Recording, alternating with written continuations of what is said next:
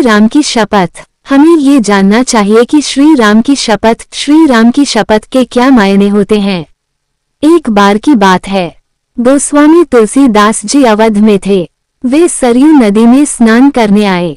जब वे नदी में उतरकर अंदर की ओर जा रहे थे, उसी समय एक महिला भी वहां स्नान करने पहुंची। उसे जल्दी स्नान करना था। उसने तुलसीदास जी को देखकर प्रणाम किया और कहा, बाबा जी, मुझे शीघ्र स्नान करना अनिवार्य है। आप उस ओर मुख कर नदी में खड़े हो जाइए। आपको आपके राम जी की शपथ है, जब तक मैं ना कहूँ आप न पीछे मुड़कर देखेंगे, न नदी से बाहर निकलेंगे। गोस्वामी जी ने भी उन महिला को आश्वासन दे नदी में महिला की ओर पीठ घुमाकर खड़े हो गए। कहाँ है गोस्वामी जी श्री राम की शपथ। कड़ाके की ठंड पड़ रही थी। महिला जल्दी जल्दी नहाकर भागी। जल्दबाजी में वह महिला गोस्वामी जी को पीछे मुड़ने व बाहर निकलने को कहना भूल गई। इस कारण गोस्वामी जी घंटों नदी में ही रह गए।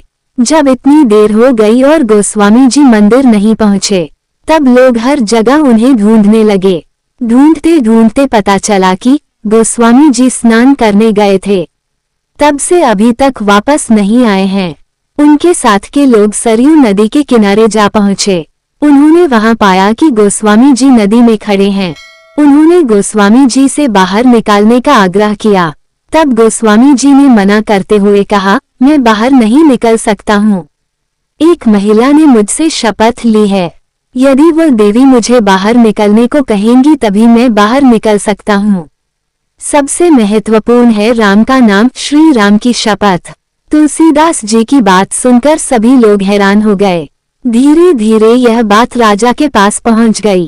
राजा कुछ समझ नहीं पाए। वह शीघ्र ही गोस्वामी जी के पास पहुंचे।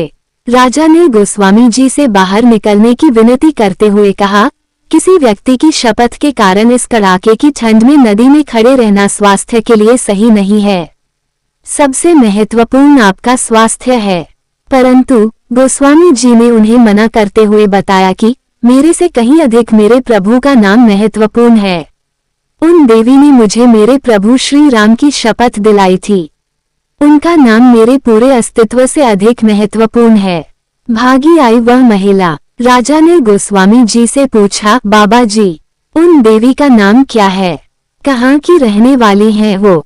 इस प्रश्न पर तुलसीदास जी ने राजा से कहा, मुझे ज्ञात नहीं है। तब राजा ने पूरे अवध में ढोल बजवा के उन महिला को शीघ्र सरयू नदी के तीर पर उपस्थित होकर गोस्वामी जी को शपथ मुक्त करने का आदेश दिया।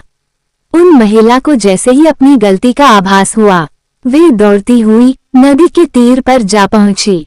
वहां हाथ जोड़कर क्षमा याचना करती हुई गोस्वामी जी से कहने लगी, बाबा जी, अब आप पीछे मुड़ सकते हैं और नदी से बाहर भी निकल सकते हैं। तुलसीदास की भक्ति एवं आंतरिक शांति।